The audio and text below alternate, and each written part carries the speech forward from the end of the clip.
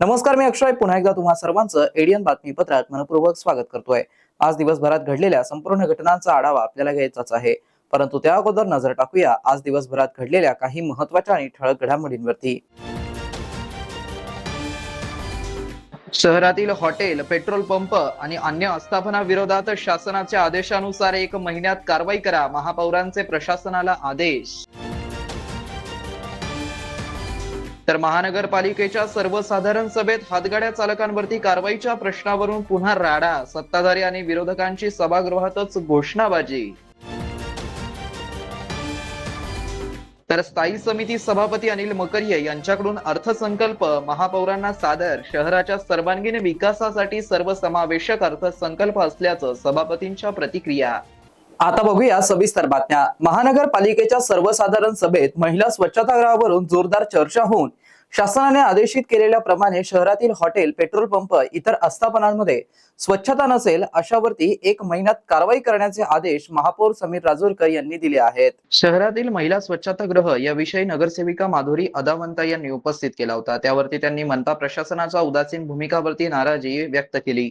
याविषयी शहरातील महिला स्वच्छतागृहाची आवश्यकता व असलेल्या स्वच्छता दुरावस्था याविषयी भाजपा नगरसेविका दत्ता गायकवाड, सुरेखा सानप, कीर्ती शिंदे, शिल्पा वाडकर, नगरसेवक प्रमोद राठोड, राजू वैद्य, अशोक दामले आदी सदस्यांनी सुद्धा स्वच्छता इको असलेल्या दुरावस्थाविषयी खेद करत यासाठी प्रशासन काय उपाययोजना राबवल्या पाहिजे यावरती सूचना मांडल्या।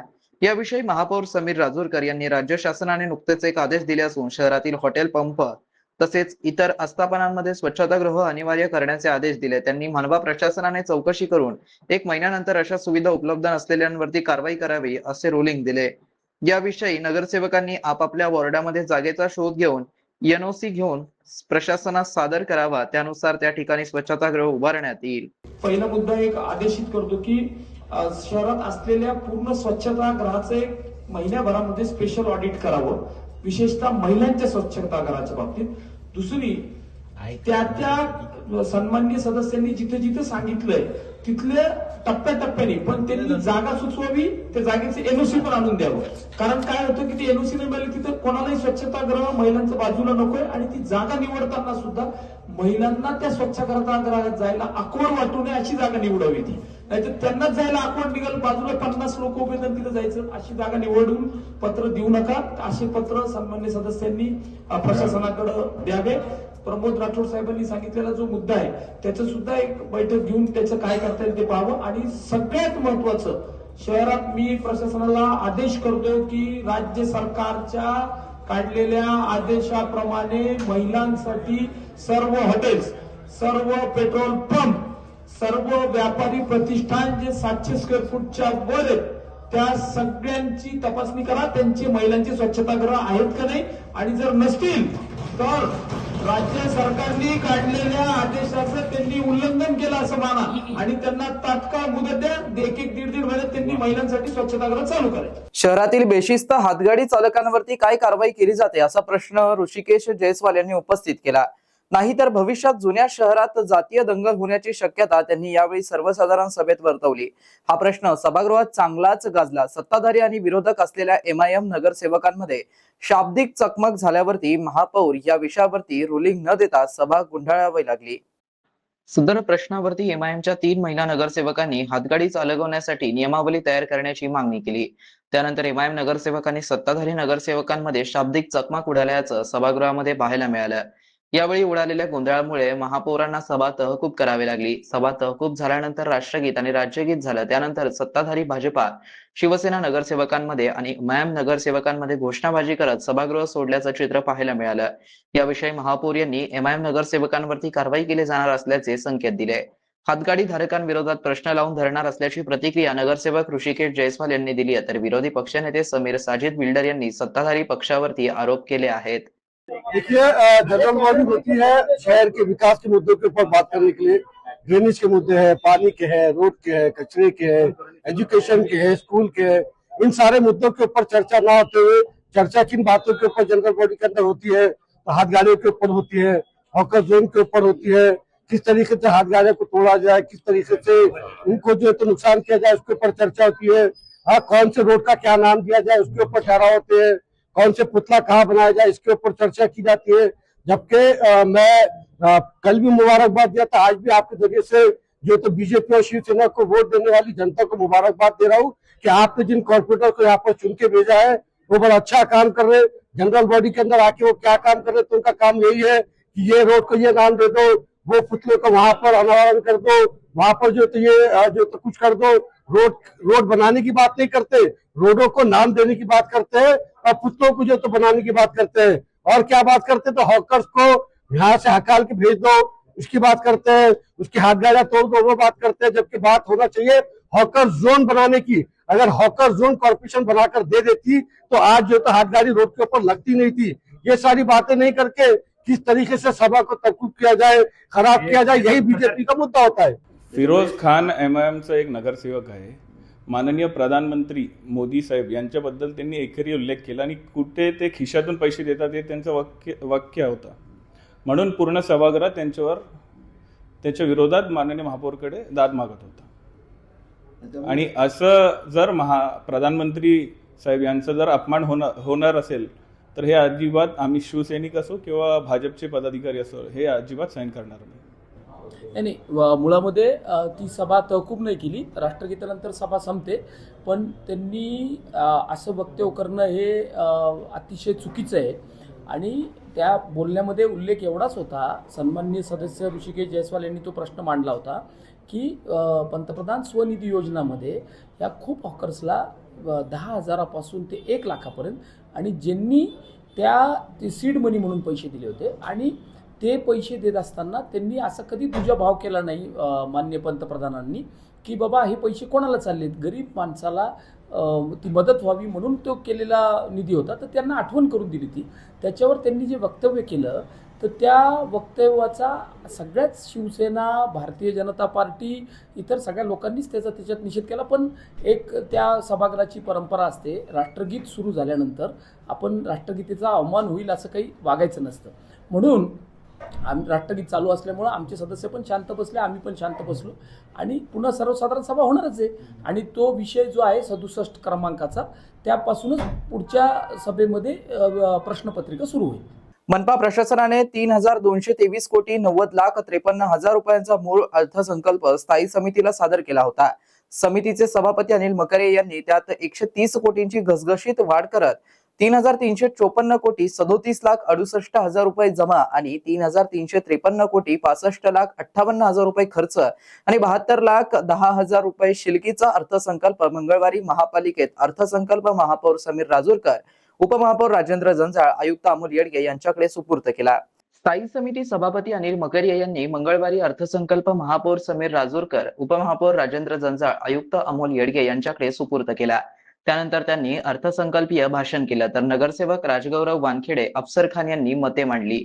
राजू वैद्य यांनी अर्थसंकल्पाच्या पुस्तकाचा अभ्यास करण्यासाठी 2-3 दिवसांचा वेळ द्यावा, त्यानंतर त्यास मंजुरी देण्याची विनंती केली.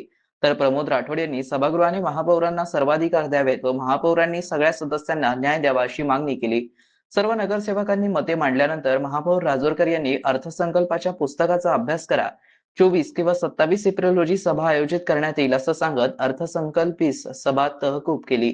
दरम्यान शहरात आमदार, खासदार, महापौर कुणीही असो, जुन्या शहरात इम्तियाज जलील यांच्या आदेशाशिवाय कोणतेही काम करता येणार नाही अशा शब्दात धमकीवजा इशारा देतानाचा व्हिडिओ, विरोधी पक्षांच्या नेत्यांचा व्हिडिओ काही दिवसांपूर्वी त्यांनी व्हायरल केला होता. या रीलचा फटका एमआयएमच्या सर्व नगरसेवकांना बसलाय. स्थायी समिती सभापतींनी अर्थसंकल्पात निधीची तरतूद करताना एमआयएम नगरसेवकांना 35 लाख रुपये तर सत्ताधारी पक्षाच्या नगरसेवकांना प्रत्येकी 80 लाख रुपये विकास कामांसाठी दिले आहेत. तर सत्ताधाऱ्यांशी जुळवून घेतल्याने वंचितच्या नगरसेवकांना फायदा झालाय. तर सभापती अनिल मकरिया यांनी सदर अर्थसंकल्प सर्वसमावेशक असल्याचं एडियन सोबत बोलताना सांगितलं आहे. रस्ते, ड्रेनेज, शहर शोभीकरण, light, lift parking, e toilet असे शहरातले पूर्ण कामं करणार आहे. नगरसेवकांच्या मागणीनुसार त्यांचं समाधान कसं केलं? सगळ्यांना 50-50 लाख रुपये दिले ना, 75 लाख रुपये दिले, 80 लाख रुपये, 50 लाख रुपये मी दिले, 25 लाख रुपये प्रशासनाने दिले आणि 5 लाख स्वच्छ निधी दिले. 80 लाख रुपये एक नगरसेवकाला एक प्रभागात 3,20,00,000 रुपये दिले. ते खोटा आरोप आहे त्यांचा, मी मान्य करत नाही. सगळ्यांना विश्वासात घेऊन ते बजेट तयार केलेलं आहे. आमच्याकडे 16 पैकी 12 सदस्य बहुमत होतं आमच्याकडे, पण त्यांना मी सन्मान करून त्यांना सांगितलं, त्यांना सगळं माहीत आहे, बजेट बुक वगैरे सगळं माहीत होतं. त्यांनी त्याशी मला अधिकार दिले. आज बजेट बुक दिली त्यांना मी. विरोधकांकडून फक्त विरोध भासवण्याचा प्रयत्न होत आहे का? म्हणजे बिलकुल बरोबर. त्यांना काहीच नाही, विकास नाही करायचा, त्यांना विरोध करायचं. औरंगाबादचा संभाजीनगर कसा झाला, औरंगाबादचा संभाजी पेठ कसा झाला, हे दुसरा विषय काहीच नाही. विकासाबद्दल बोला ना, मी पैसे देतो त्यांना. आज त्यांना 5 लाख रुपये मी दिले, 5 लाख स्वच्छ निधी दिली, 10 लाख आणि 25 लाख रुपये प्रशासनाने दिले. 35 लाख भेटले ना त्यांना. ते तर खर्च करा. आता तुम्ही कामच नाही करणार, फक्त भांडणं करणार, ओरडाओरडी करणार, तर त्यांना पैसे कशाला देऊ मी? बाकी सगळ्याला 50-50, 55-55 लाख रुपये दिले, 80 लाख रुपये आम्ही. असं नाही, ते काम केलं तर स्वागत त्यांचं. हा बजेट परिपक्व विकासशील 100% विकसित आहे. शहराचा विकास कसा होईल, शहरातली सगळी शहर संभाजीनगर, छत्रपती संभाजीनगर स्वच्छ कसं होईल, चौका चौकात साफसफाई आणि सुंदर कसं होईल, इतकं माझ्या डोक्यात आहे. शहरवासियांना एक सुवर्ण संधी. तुम्ही एखादा व्यवसाय करताय का? मग एडियन वरती जाहिरात करा आणि मिळवा व्यवसायात मोठा फायदा. तर वाट कसली बघत आहात? आताच खाली दिसत असलेल्या नंबरवरती संपर्क करा. आपल्याला अजूनही काही बातम्यांचा आढावा घ्यायचा आहे, परंतु इथे वेळ झाली आहे एका छोट्याशा ब्रेकची. कुठेही जाऊ नका, पाहत रहा एडियन न्यूज.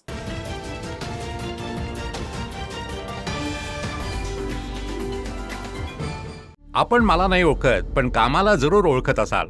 कधी इन्कम टॅक्स ऑफिसर बनून, कधी IRCTCचा ऑफिसर बनून, किंवा काय आणखीन बनून रिफंड स्कॅम करतो. कसे? मी इन्कम टॅक्सकडून बोलतोय. आपला 40,000चा रिफंड प्रोसेस झालाय, जो की एका डिजिटल व्हेरिफिकेशन नंतर आपल्या बँक अकाउंटमध्ये जमा होईल. रिफंडच्या आशेने आपण आनंदी व्हाल. मग मी आपल्या मोबाईलवर एक छोटीशी लिंक पाठवीन आणि आपण न विचार करता क्लिक कराल आणि अडकून जाल. मिस्टर स्कॅमर, अडकाल आणि पकडले पण जाल. कोणतीही गव्हर्नमेंट बॉडी रिफंडसाठी कॉल किंवा लिंक नाही पाठवत. स्कॅमरची जुनी पुराणी पद्धत आता नाही बनणार distraction. India, stop, think and then take action.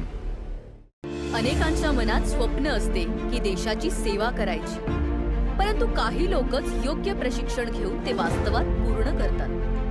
वास्तविक सैनिक बनणे सोपं काम नाही, कारण प्रशिक्षणाच्या मैदानापासून ते युद्धाच्या रणांगणापर्यंत प्रत्येक क्षण संघर्षमय असतो.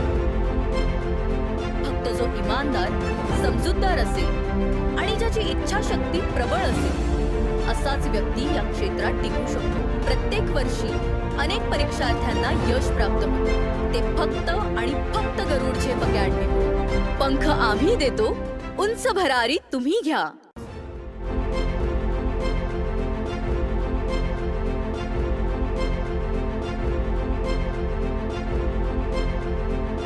तुम्हाला माहिती आहे का की देशात दररोज 6,000हून जास्त लोक सायबर अपराध्यांच्या जाळ्यात करोडो रुपये गमावतात.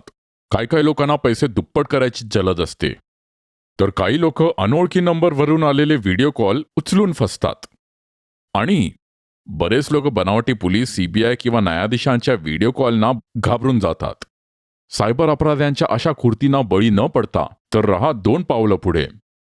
आजच फॉलो करा गृह मंत्रालयाचे official social media handle cyber दोस्त.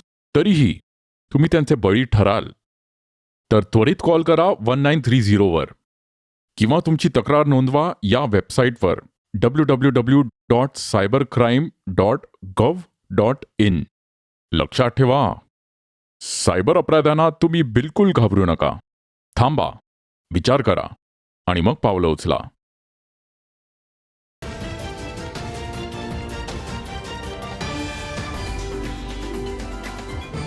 ब्रेक नंतर पुन्हा एकदा स्वागत. आपण बघत आहात एडियन बातमीपत्र. लोकसभेच्या अलीकडील अधिवेशनात नारी शक्ती वंदन विधेयकासंदर्भात होणाऱ्या बदलांना पुरेसं बहुमत मिळू शकणार नसल्याचं स्पष्ट होताच काँग्रेसच्या इंडिया आघाडीतील खासदारांकडून वस्तुस्थितीचा विपर्यास करून जनतेची दिशाभूल करण्याचा प्रयत्न सुरू झाला असल्याची टीका विधान परिषद उपसभापती डॉक्टर नीलम गोरे यांनी केली आहे. महिलांना राजकारणात न्याय व प्रतिनिधित्व मिळवून देण्यासाठी एनडीए, शिवसेना व महायुतीतील पक्षांचा लढा कायम राहील असंही त्या म्हणाल्या आहेत. नुकतंच लोकसभेच्या अधिवेशनामध्ये नारी शक्ती वंदन विधेयकाच्या मध्ये जो बदल केला जाणार होता त्याला पुरेसं बहुमत मिळू शकलं नाही आणि त्यानंतर काँग्रेसच्या महिला खासदारांची ही वस्तुस्थितीचा विपर्यास करणं, दिशाभूल करणं याच्यासाठी त्यांची अहमहिका चाललेली आहे. एक त्यांच्या महिला खासदार NDTVवरती लाईव्ह बोलत असताना असं स्पष्ट बोलल्या आणि दिनांक 18 रोजी त्या संदर्भामध्ये त्या स्पष्टपणे असं बोलल्या की राजीव गांधींनी तर महिला आरक्षण 1988 मध्येच दिलं होतं. हे त्यावेळेला मी त्यांना ताबडतोब विचारलं की तुमच्याकडे काय पुरावा आहे, काय विधेयक आहे. मी स्वतः 1983-84 पासून स्वतः महिला चळवळीत कार्यरत आहे आणि 1988ला नॅशनल पर्स्पेक्टिव्ह प्लॅनच्या बैठका झाल्या होत्या, त्याला मी स्वतः उपस्थित होते. अशा वेळेला विधेयक वगैरे असं कुठलं आलंच नाही आहे. पहिलं महिलांच्या राखीव जागाबद्दलचं विधेयक जे आलं ते 73वी आणि 74वी घटना दुरुस्ती 92 आणि 93 साली मंजूर झाली. त्यावेळेला नरसिंहराव होते, हे बरोबर आहे. परंतु महाराष्ट्रभर, भारतभर संपूर्ण महिला चळवळीने आंदोलन केलेलं होतं की महिलांना सर्व स्तरावर 1/3 आरक्षण द्या आणि त्याच्यानंतर तो पंचायत राजचा कायदा मंजूर झालेला आहे. तेव्हापासून 1996 पासून ते आत्ता 2023 पर्यंत काँग्रेसने त्याला कधीही लोकसभेमध्ये स्वतःची राजकीय इच्छाशक्ती त्या विधेयकाच्या पाठी उभी केली नाही आणि आता काँग्रेसच्या महिला खासदारांमध्ये अहमहिका चाललेली आहे आणि राष्ट्रवादी काँग्रेसच्या महिला खासदारांच्यामध्ये की आमच्याशी बोला, आमच्याशी बोला. अरे काय बोला तुम्ही? प्रत्येक वेळेला 2014 पर्यंत महिला चळवळीचा आणि महिलांच्या अधिकाराचा अपमान केला, त्यांच्या संपूर्णपणाने आशा आकांक्षांतरी पाणी फिरवलं. तुम्हाला कुटुंबाचा वारसा होता, त्याच्यामुळे वाडवडिलांच्या मधून तुम्ही त्यांच्या याच्यातून बरेच जणी निवडून आलेले आहेत, महाराष्ट्रातला सुद्धा महिला खासदार. आणि त्यामुळे आता जे ते महिलांची दिशाभूल करण्यासाठी त्यांची जी अहमहिका चाललेली आहे त्याला तर मी असं म्हणेन की या काँग्रेसच्या खासदार म्हणजे पुतना मावशीचं प्रेम महिलांना दाखवत आहेत. याच्याच वरती काँग्रेसची समाजवादी पक्षाच्या बरोबरीने चाललेली जी उफराटी नीती आहे, महिलांची फसवणूक आहे, याच्यावरती आमचे मुख्य नेते एकनाथजी शिंदे यांनी हा सविस्तर लेख लिहिलेला आहे आणि त्याच्यामध्ये त्यांनी समाजवादी पक्षाचे नेते बलात्काराच्या प्रश्नावर लडकी कभी कभी गलती करते है अशी विधानं केलेली होती. त्याचबरोबर लातूरच्या कल्पना गिरी प्रकरणामध्ये त्या महिलेला काँग्रेसच्या पदाधिकाऱ्यांनी बाहेर जाऊन पदाचा आमिष दाखवून तिचा खून करून स्वतःच जाऊन तक्रार केली होती. ती CBI पर्यंत जाऊन ती केस सिद्ध झालेली आहे आणि म्हणून आम्हाला एक स्पष्ट दिसतंय की ज्या क्षणी त्यांना दिसलं की आपलं बहुमत झालेलं आहे आणि घटनात्मक दुरुस्तीला NDAकडे तेवढं बहुमत नाही, त्याबरोबर काँग्रेसनी सापासारखी नीती बदलली, कात बदलली, स्वतःचा रंग बदलला आणि ताबडतोब त्यांनी महिला आरक्षणाचा अक्षरशः हत्या केलेली आहे. आणि काही लोक म्हणतात की भ्रूण हत्या, जर का भ्रूण बरोबर नसेल तर हत्या करायलाच पाहिजे. पण हे जे महिला शक्तीचं जे पुढे विधेयक येणार होतं त्याच्यामधून अनेक महिलांना पुढच्या काळात पण न्याय मिळू शकेल. म्हणून आम्हाला अशी अपेक्षा आहे आपण यांचा सगळा खोटा डाव ओळखा. NDAच्या मागे, महायुतीच्या मागे आमचे शिवसेना, भारतीय जनता पक्षाच्या आणि राष्ट्रवादी काँग्रेसच्या जनतेवर विश्वास ठेवा आणि मोदी हे तो मुमकिन आहे. पुढच्या काळामध्ये महिलांना नक्की आरक्षण मिळेल अशा पद्धतीने आम्ही सातत्याने लढत राहणार आहोत. छत्रपती संभाजीनगरमध्ये मंगळसूत्र चोरीच्या घटनांमध्ये वाढ झाली असून शहरातील उल्कानगरीत भर रस्त्यात 70 वर्षीय महिलेचं मंगळसूत्र हिसकावल्याची घटना नुकतीच घडली असून ओंकारेश्वर मंदिर परिसरात घडलेली सदर घटना CCTV कॅमेऱ्यात कैद झाली आहे. या मंगळसूत्र चोरीदारांचा शोध पोलीस सध्या घेत आहेत. छत्रपती संभाजीनगर शहरात मंगळसूत्र चोरीच्या घटना पुन्हा एकदा वाढताना दिसत आहे. उल्कानगरी भागातील ओंकारेश्वर मंदिर परिसरात मंगळवारी सकाळी अशीच एक घटना घडली आहे. मोहिनी पाठक या 70 वर्षीय महिला पायी जात असताना मागून आलेल्या अज्ञात चोरट्याने त्यांच्या गळ्यातील सुमारे 1 तोळ्याचं मंगळसूत्र आणि 6 ग्रॅम चांदीची चेन जबरदस्तीने हिसकावून नेली. उल्कानगरीतील भर रस्त्यात 70 वर्षीय महिलेचं मंगळसूत्र हिसकावल्याची घटना नुकतीच घडली असून ओंकारेश्वर मंदिर परिसरात घडलेली सदर घटना CCTV कॅमेऱ्यामध्ये कैद झाली आहे. या घटनेचा थरार CCTVत स्पष्टपणे दिसून आरोपी आधीपासूनच महिलेचा पाठलाग करत होता असं व्हिडिओ फुटेजवरून उघड झालंय. संधी साधत त्याने क्षणात दागिने हिसकावले आणि तेथून फरार झाला. घटनेनंतर परिसरात भीतीचं वातावरण निर्माण झालंय. दरम्यान या प्रकरणी जवाहरनगर पोलीस ठाण्यात गुन्हा दाखल करण्यात आलाय. सीसीटीव्ही फुटेजच्या आधारे आरोपीचा शोध घेण्याचं काम सुरू आहे.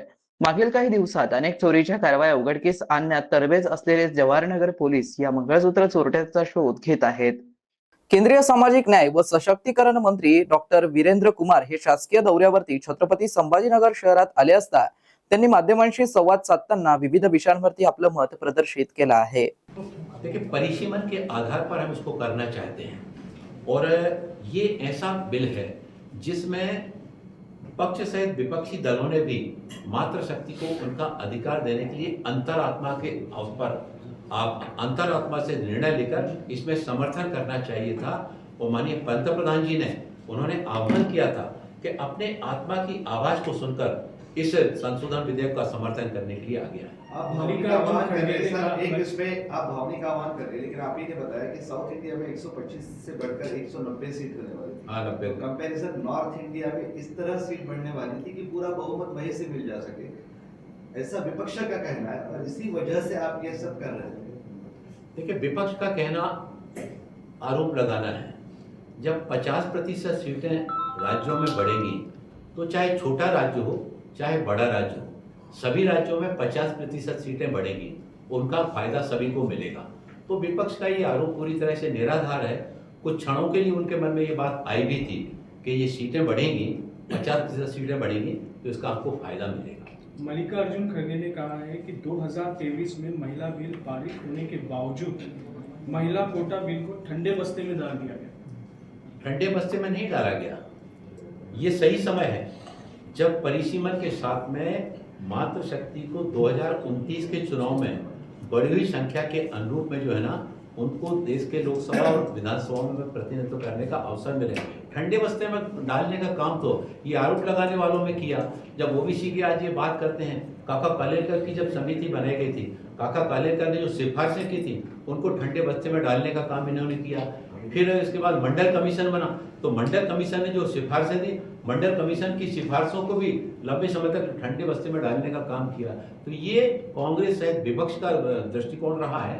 हमारा जो दृष्टिकोण रहा है वो दृष्टिकोण मैंने जैसा कि आपको बताया, चाहे धारा 370 की बात हो, राम मंदिर की बात हो, सीसीए की बात हो, फिर हमारे एयर स्ट्राइक की बात हो, सर्जिकल स्ट्राइक की बात हो, पीएम मुद्रा योजना की बात हो, इन सारे कार्यों को जो हमने जिस गतिशीलता के साथ में जनता तक पहुंचाया है, उससे सारा विपक्ष जो है ना, इस भावना के साथ में कि अगर ये सीटें बढ़ेंगी तो उनको लगता है कि अभी हम यहाँ हैं और आने वाले समय में माननीय प्रधानमंत्री जी जब देश की नारी शक्ति का समर्थन विश्वास उनके साथ में और जुड़ जाएगा तो आने वाले 15-20 सालों में और वो सत्ता के सुख से वंचित रहेंगे। इसके कारण से तरह तरह के बयानेबाजी ढूंढ करके विपक्ष इस तरह के आरोप लगाने का भाजपा अपने समय के हिसाब से सब बातें सुविधाजनक तय करता है।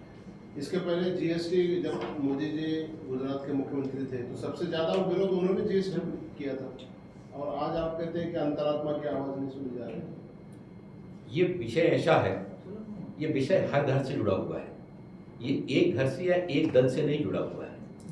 ये विषय हर घर से, हर राज्य से और हर परिवार से जुड़ा हुआ है। तो कुछ निर्णय ऐसे होते हैं और पूर्व में हुए भी हैं जिनमें पक्ष विपक्ष से ऊपर उठकर देश हित में निर्णय लिए जाते हैं, और जब देश हित को छोड़ करके दल का हित सर्वोपरि हो जाता है तब दल केवल अपना स्वार्थ देखता है, देश हित को पीछे छोड़ देता है, और जब देश हित को पीछे छोड़ जाता है तभी महिला आरक्षण में जो है ना वो गिरने का काम होता है। महिला आरक्षण विधेयकावरती ओपन डिबेटसाठी चॅलेंज स्वीकारतो असं प्रतिपादन शिवसेना नेते अंबादास दानवे यांनी माध्यमांशी बोलताना केलंय.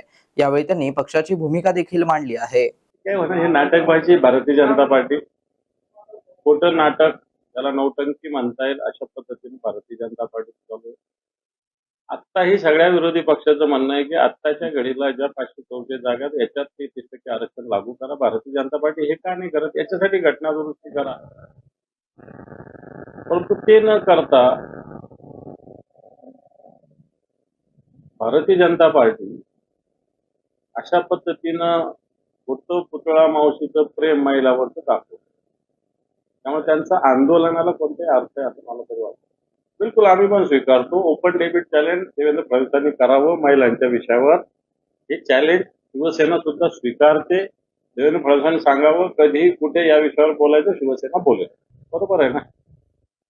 एका कबड्डी स्पर्धेच्या कार्यक्रमाला गेले, तिथे ते बोलले आणि बोलीवरच चालू आहे ना. तू एवढे घेतो, तू तेवढे दे, तुला एवढे, तुला तेवढे. त्याला काय दोन्ही खोटं बोलले तर.